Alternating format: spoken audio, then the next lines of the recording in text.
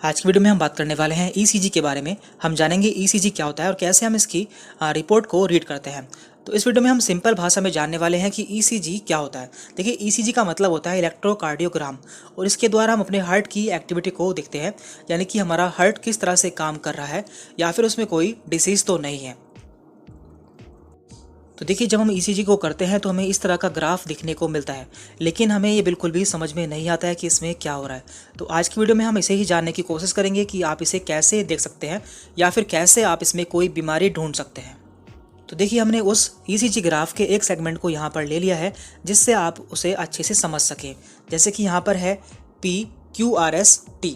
तो ये एक सेगमेंट है जो कि बार बार इस ग्राफ में रिपीट होता है। यदि आप इसे समझ जाएंगे तो आप पूरे ग्राफ को अच्छे से समझ जाएंगे।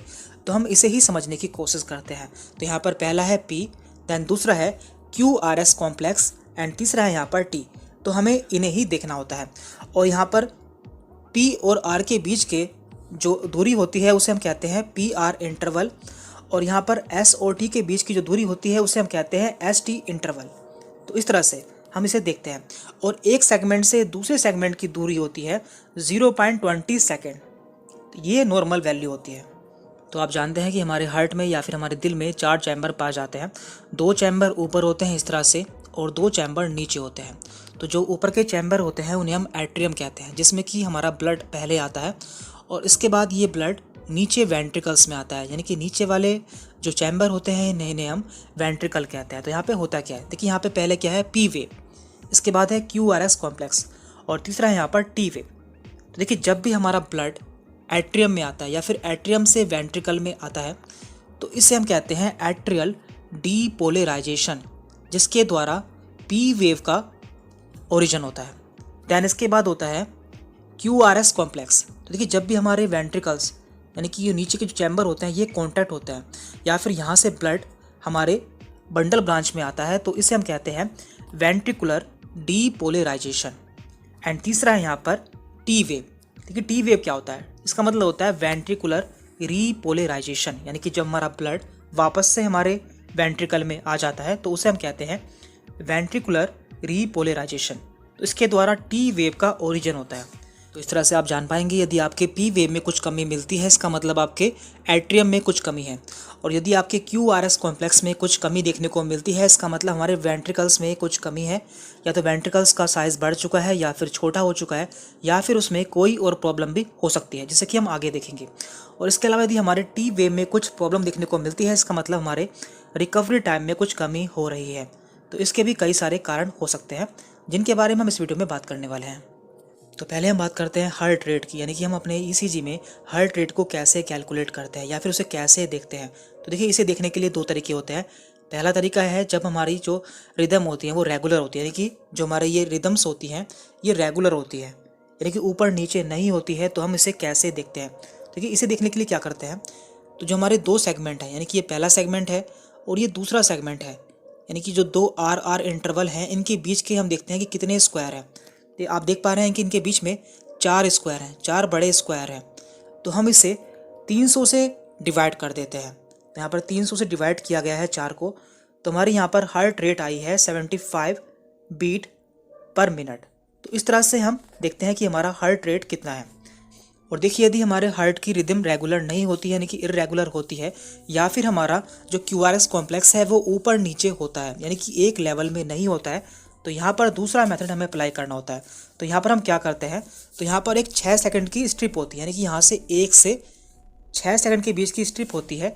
तो इसमें हम QRS कॉम्प्लेक्स को कैलकुलेट कर लेते हैं कि कितने हैं। तो यहाँ पर है 1 2 3 4 5 6, एंड देन इसे हम 10 से मल्टीप्लाई कर देते हैं। तो इस तरह से यहाँ पर हमारी हार्ट रेट आ गई है 60 बीट प्रति मिनट।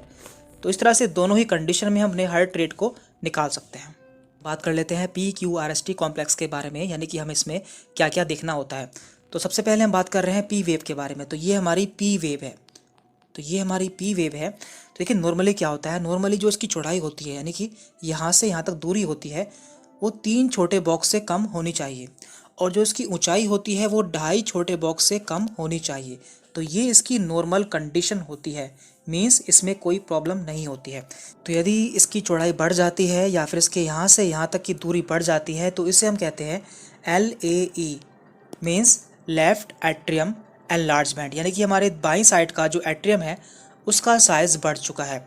और यदि इसकी ऊंचाई बढ़ जाती है या फिर हमें इसकी ऊंचाई ज़्यादा देखने को मिलती है, इसका मतलब होता है RAE, means right atrium enlargement, यानी कि हमारे दाईं साइड का जो एट्रियम है उसका साइज़ बढ़ चुका है। तो इस तरह से हम इसे जान सकते हैं। तो देखिए यहाँ पे हमने पी वेव की कुछ कंडीशन को दिखाया हुआ है। सबसे पहले यहाँ पर है नॉर्मल कंडीशन। तो नॉर्मल कंडीशन में इसकी जो पिक्चर होती है वो ऐसी होती है, लेकिन यदि ये पतली होकर लंबी हो जाती है, यानी कि इस तरह से हो जाती है, तो इसे हम कहते हैं RAE, यानी कि राइट एट्रियम एनलार्जमेंट। इसके अलावा यदि ये इस तरह से हो जाती है, यानी कि ये चौड़ी हो जाती है, तो इसे हम कहते हैं लेफ्ट एट्रियम एनलार्जमेंट। और यदि ये चौड़ी होकर और लंबी भी हो जाती है तो इसे हम कहते हैं RAE प्लस LAE, यानी कि इसमें दोनों ही एनलार्जमेंट हो चुके हैं। अब हम बात करते हैं QRS कॉम्प्लेक्स के बारे में। तो ये होता है QRS कॉम्प्लेक्स। तो आप जानते हैं कि ये किस समय होता है, जब भी हमारे वेंट्रिकल्स डीपोलराइज होते हैं तो उस समय हमारा QRS कॉम्प्लेक्स बनता है। और इसके बीच की जो दूरी होती है वो होती है 0.08 से 0.12 सेकेंड। तो ये इसकी नॉर्मल कंडीशन है। तो यदि ये बढ़ जाती है या फिर कम हो जाती है, मीन्स हार्ट में कोई प्रॉब्लम हो चुकी है। तो उससे भी हम जान लेते हैं कि क्या क्या प्रॉब्लम इसमें देखने को मिल सकती है। तो देखिए, जब भी हमारे QRS कॉम्प्लेक्स के बीच की दूरी 0.11 से ज़्यादा हो जाती है, मीन्स हमारे वेंट्रिकल से निकलने वाले बंडल ब्रांच में ब्लॉक हो चुका है या फिर वो बंद हो चुकी है। तो ये दो तरह का होता है, right bundle branch block and left bundle branch block. तो इसे हम कैसे जान पाएंगे? तो देखिए, हमारा ECG होता है उसमें दो तरह के लीड होते हैं, V1 एंड V6। तो यहाँ पर ये नॉर्मल कंडीशन है, लेकिन नॉर्मल कंडीशन में हमारा ग्राफ कुछ इस तरह का होता है। लेकिन जब भी हमारा जो ग्राफ होता है वो V1 में W की आकृति का होता है, यानी कि इस तरह से होता है, और V6 में M की आकृति का होता है, इस तरह से होता है, मीन्स हमारा लेफ्ट बंडल ब्रांच ब्लॉक हो चुका है, यानी कि हमारे बाईं तरफ की जो बंडल ब्रांच है वो ब्लॉक हो चुकी है। और यदि हमारा जो V1 में M देखने को मिलता है, यानी कि जो हमारा QRS है वो M की आकृति का हो जाता है, और V6 में हमारा जो QRS है वो W की आकृति का इस तरह से हो जाता है, मीन्स हमारा दाईं साइड का बंडल ब्रांच ब्लॉक हो चुका है या फिर वो बंद हो चुका है। तो इस तरह से हम इसे जान पाएंगे। तो अब तक हम P वेव और QRS कॉम्प्लेक्स के बारे में जान चुके हैं। अब हम बात करते हैं T वेव के बारे में। देखिए, जब भी हमारे वेंट्रिकल्स में रीपोलराइजेशन होता है तो उस समय T वेव का ओरिजिन होता है, यानी कि T वेव उससे बनती है। तो T वेव में कई सारे चेंजेस देखने को मिलते हैं, जिसके द्वारा हम तरह तरह की बीमारियों के बारे में जानकारी ले सकते हैं। तो आप जानते हैं कि नॉर्मली हमारी T वेव जो होती है वो इस तरह की होती है, लेकिन कई बार ये उल्टी हो जाती है, यानी कि इन्वर्टेड हो जाती है, या फिर ये पीक्ड हो जाती है, यानी कि इसकी जो है चोंच निकल जाती है, या फिर ये फ्लैट हो जाती है इस तरह से, और या फिर ये बाईफिड भी हो जाती है, यानी कि इसमें दो चोंच निकल जाती है। तो ऐसा कई सारी कंडीशन में देखने को मिल सकता है। तो हम जान लेते हैं कि ऐसा कौन कौन सी कंडीशन में देखने को मिलता है। तो देखिए, T वेव के द्वारा हम हार्ट की कई सारी प्रॉब्लम के बारे में जान सकते हैं। तो मेनली यहाँ पे हमने इसे 3 ग्रुप में डिवाइड कर लिया है। तो पहला है यहाँ पर प्रोमिनेंट, दूसरा है इन्वर्टेड, यानी कि जो T वेव है वो उल्टी हो चुकी है, और तीसरा है यहाँ पर अदर, जिसमें क्या आता है फ्लैट एंड बाईफेजिक। तो ये टाइम पर भी डिपेंड करता है, यानी कि जो हमारी T वेव है वो नॉर्मल कंडीशन से एबनॉर्मल कंडीशन में कितनी देर तक रही है। जैसे कि यदि किसी पेशेंट की T वेव 2 से 3 घंटे तक उल्टी रहती है, यानी कि इन्वर्टेड रहती है, इसका मतलब पेशेंट को एक्यूट MI का अटैक आया है, यानी कि उसे मायोकार्डियल इन्फार्क्शन हो चुका है।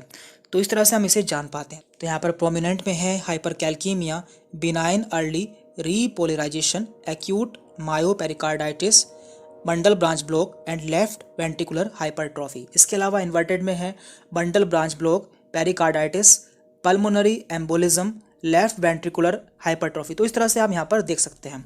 और यहाँ पर अदर्स में है metabolic and post electrical cardioversion. तो इस तरह से हम T वेव के द्वारा कई सारी प्रॉब्लम का पता लगा सकते हैं। अब हम बात करते हैं ST इंटरवल के बारे में, यानी कि S और T के बीच की दूरी के बारे में। तो इसके द्वारा हमें हार्ट के बारे में बहुत ही महत्वपूर्ण जानकारी मिलती है। तो ये कई बार ऊपर भी चला जाता है और कई बार ये नीचे भी चला जाता है। यदि ये ऊपर जाता है तो हम इसे ST एलिवेशन कहते हैं, और यदि नीचे जाता है तो इसे हम ST डिप्रेशन कहते हैं। देखिए, यहाँ पे हमने इसका डायग्राम दिया हुआ है। ये हमारा नॉर्मल ECG है, ये हमारा नॉर्मल ईसीजी है और यहाँ पर है एसटी डिप्रेशन, यानी कि जो आपका एसटी है वो नीचे जा चुका है, और ये है आपका एसटी इलेवेशन, यानी कि जो आपका एसटी है वो ऊपर जा चुका है। तो ये क्यों जाता है, इसके कई सारे रीजन होते हैं, तो उसके बारे में भी हम जान लेते हैं।